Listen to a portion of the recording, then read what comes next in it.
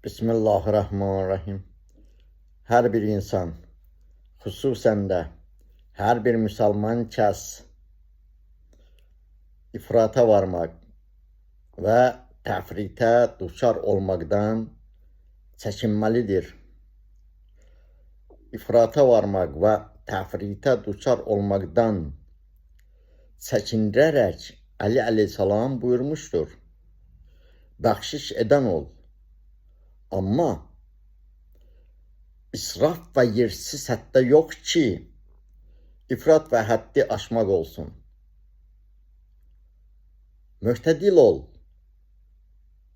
və xəsis olma ki, o